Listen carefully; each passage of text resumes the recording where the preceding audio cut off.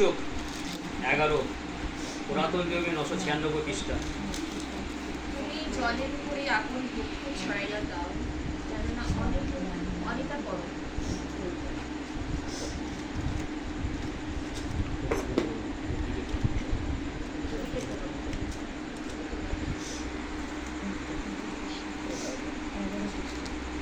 নয়টা তাই তো? 11 11 অধ্যায়। 11 নয়টা করবো তো? না, কোথায় করি? উপদেশক 11 অধ্যায়। তুমি জলের উপরে আপন বক্ষ ছড়াইয়া দাও, কেননা অনেক দিনের পরে তাহা পাইবে। 7 জনকে এমনকি 8 জনকে অংশ বিতরণ করো, কেননা পৃথিবীতে কি আপদ ঘটিবে তাহা তুমি জানো না। মেঘ সকল যখন বৃষ্টিতে পূর্ণ হয়, তখন ভূতলে জল সেচন করে, এবং বৃক্ষ যখন দক্ষিণে কিংবা উত্তরে পড়ে, তখন সেই বৃক্ষ যে দিকে পড়ে সে সেই দিকে থাকে। যে জন বায়ু মানে সে বীজ বপন করিবে না, এবং যে জন মেঘ দেখে সে শস্য কাটিবে না। বায়ুর গতি কি গর্ভবতী উদরস্থ অস্থির বৃদ্ধি যেমন তুমি জানো না, তেমনি সর্বসাধক ঈশ্বরের কার্য তুমি জানো না। তুমি প্রাতকালে আপন বীজ বপন করো, এবং সায়ংকালেও হস্ত নিবৃত করিও না, কেননা ইহা কিংবা উহা কোনোটা সফল হইবে, কিংবা উভয় সমভাবে উৎকৃষ্ট হইবে, তাহা তুমি জানো না। সত্যই আলো বৃষ্টি এবং চক্ষুর পক্ষে সূর্য দর্শন ভালো। কোনো মনুষ্য যদি অনেক বৎসর জীবিত থাকে, তবে সেই সকলে আনন্দ করুক, কিন্তু অন্ধকারের দিন সকল মনে রাখো, কেননা সেই সকল দিন অনেক হইবে। যাহা যাহা ঘটে সে সকলেই অসার। 9টা পড়ছি। যৌবনের কালে ঈশ্বরের প্রতি মন দিতে উপদেশ। হে যুবক, তুমি তোমার তরুণ বয়সে আনন্দ করো, যৌবনকালে তোমার হৃদয় তোমাকে আহ্লাদিত করুক। তুমি তোমার মনোগত পথসমূহে ও তোমার চক্ষুর দৃষ্টিতে চলো, কিন্তু জানিও ঈশ্বর এই সকল ধরিয়া তোমাকে বিচারে আনিবেন। অতএব তোমার হৃদয় হইতে বিরক্তি দূর করো, শরীর হইতে দুঃখ অপসারণ করো, কেননা তরুণ বয়স ও জীবনের অরুণোদয়কাল অশেষ। Amen. Amen. Praise the Lord. Hallelujah. Hallelujah. ঈশ্বরের বাক্যে বলছে, যৌবনকালে আমরা যা যা করছি। আজকে উপদেশক আমরা জানি রাজা সলোমন, তিনি আর তিনি যুবক ছিলেন, আর এই যুবক বয়সে তিনি ঈশ্বরের কাছ থেকে জ্ঞান চেয়েছিলেন। আর এই জ্ঞানের আরম্ভে সে কি চেয়েছিল? ঈশ্বরের পথ থেকে ঈশ্বরকে ভয় করে সে তার রাজ্যটাকে কি করেছিল? সে চালাবার চেষ্টা করছিল।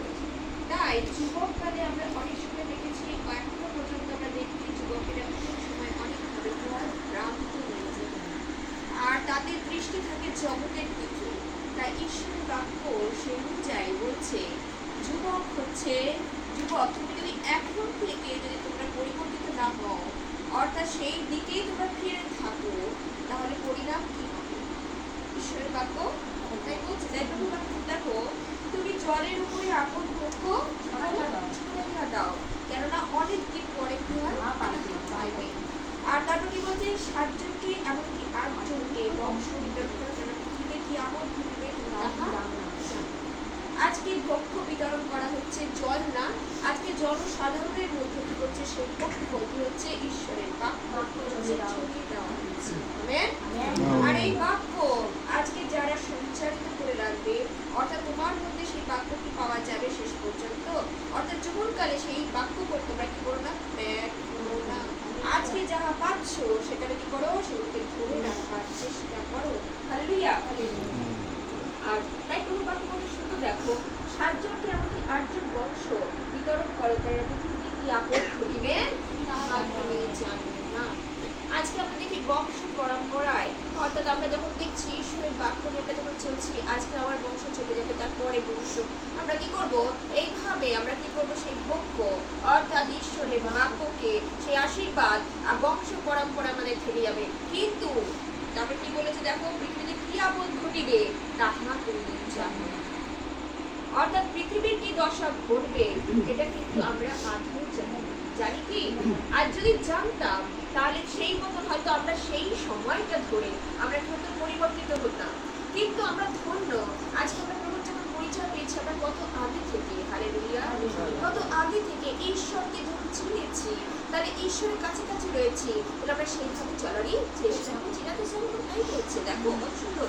মেঘ যখন বৃষ্টিতে পূর্ণ হয় তখন ভূতলে জল সেচন করে, বৃক্ষ যখন দক্ষিণে কিংবা উত্তরে পড়ে তখন সেই বৃক্ষ যেদিকে পড়ে সেই দিকেই সেদিকে থাকে। তো অর্থাৎ আমরা যখন দেখছি একটা বৃক্ষ যখন আস্তে আস্তে বড় হচ্ছে, তাই না, একটা গাছ যখন বড় হচ্ছে, এর যুবককেও ঠিক সেইভাবে কিন্তু তুলনা করা হয়েছে।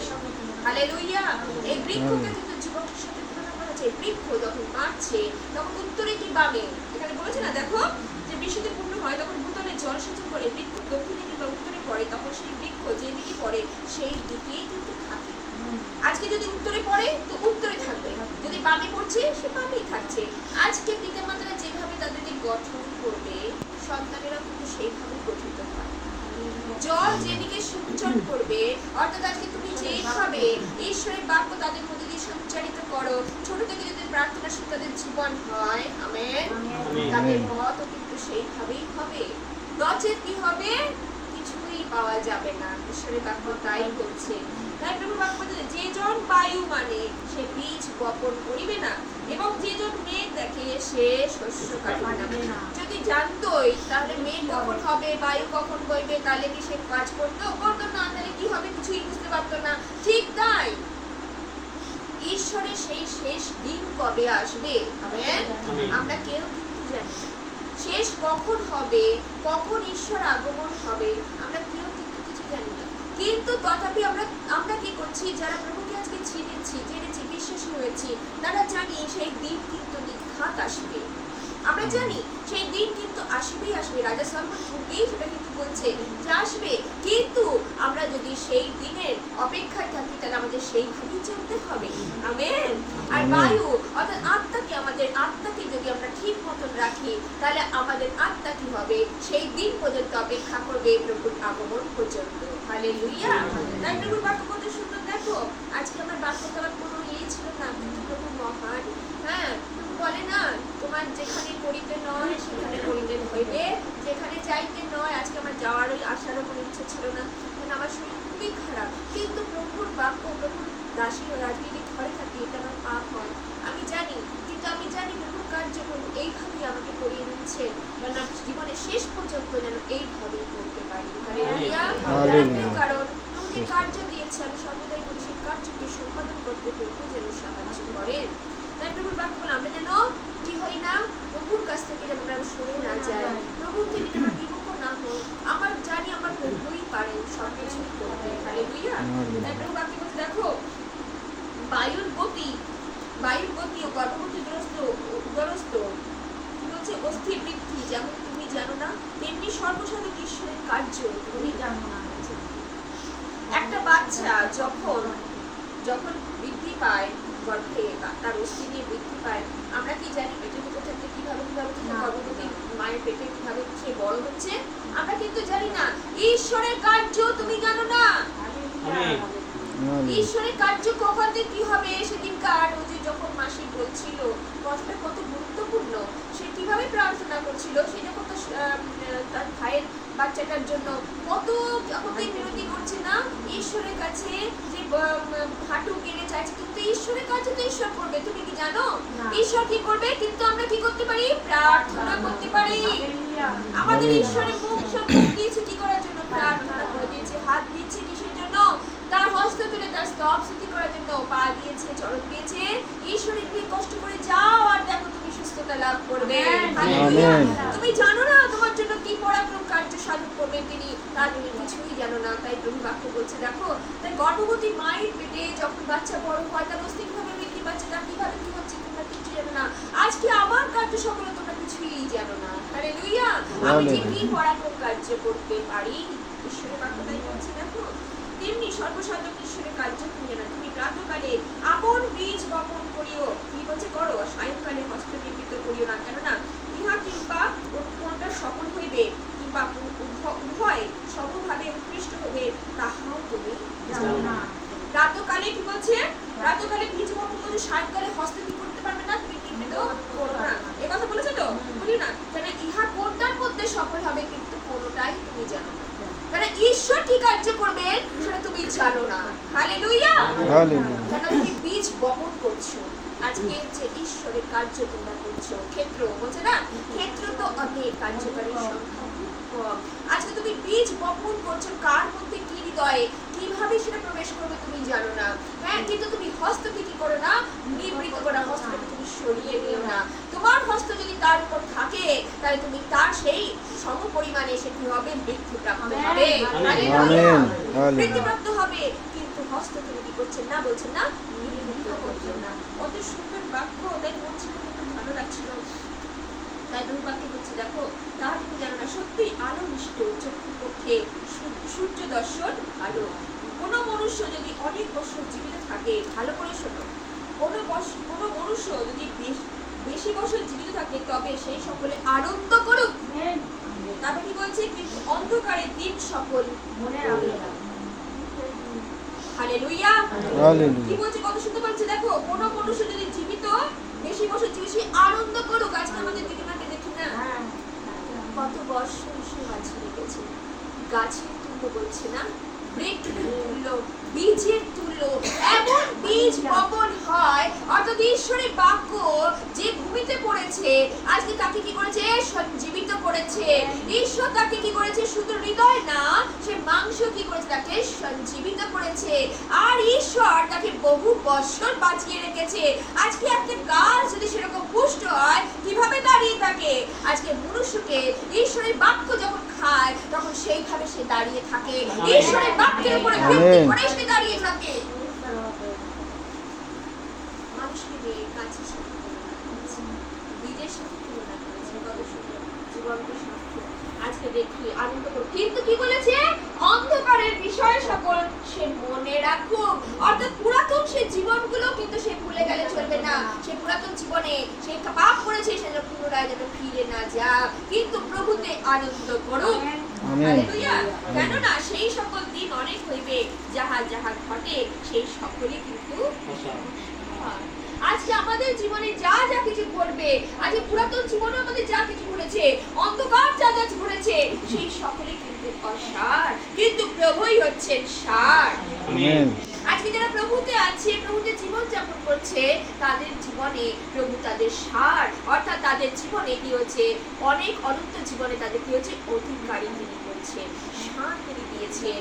অর্থাৎ আজকে যেমন বীজ একটা বপন করলে তাকে সার দেওয়া হয়, তাকে কত কিছু করা হয় না, জল দেওয়া হয়, তবে তো একটা উৎপাদন বার হয়, তবে তাকে গাছ উৎপাদন হয়। আজকে আমাদের জীবনে ঈশ্বর বীজ, ঈশ্বর যখন বাক্য আমাদের জীবনে দিয়েছেন, আস্তে আস্তে সেটা অঙ্কুরিত হচ্ছে।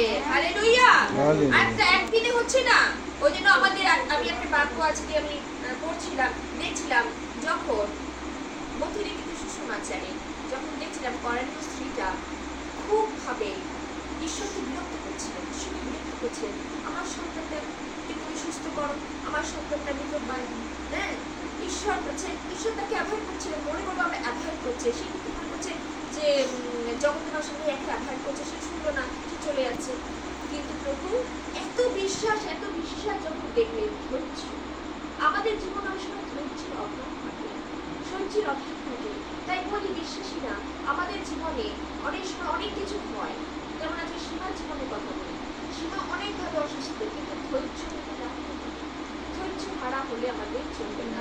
শুধু তার না, যারা প্রতিবেশী থাকে, যারা আত্মীয় প্রিয়জন থাকে, তাদের জীবনে ধৈর্যের প্রয়োজন আছে। আমেন। প্রভু সেদিন কি করছিলেন, যে দেখছিলেন যে তার বিশ্বাস কত। হালেলুয়া, তার জন্য সে বলছেন যে সন্তানদের খাবার তো আমরা ঘুরতে দিতে পারি না, অর্থাৎ ঈশ্বরের বাক্য এত মূল্যবান। আমেন। আমরা কি করি, কুকুরদেরকে দিই, দিই না। অর্থাৎ ঈশ্বরের বাক্য এমন একটা উত্তম উত্তম জায়গা পড়ুক, সেটা যেন কি হয়, উৎপাদন হয়, বীজ উৎপাদন হয়।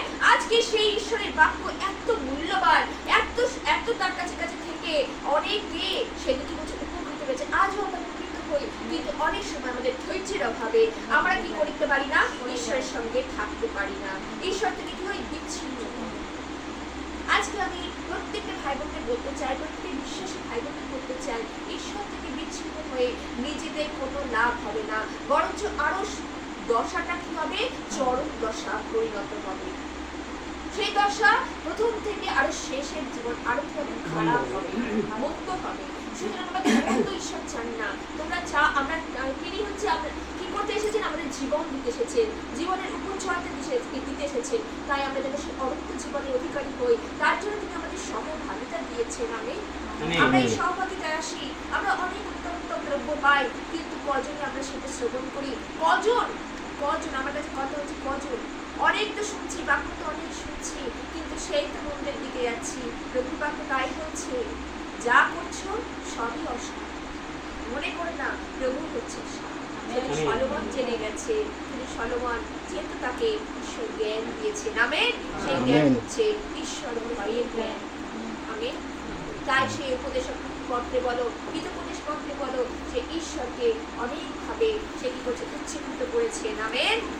তার বাবা যেমনি, দাউদ যেমনি কি করেছিলেন, ঈশ্বরকে উচ্চীকৃত করলেন, হালেলুয়া।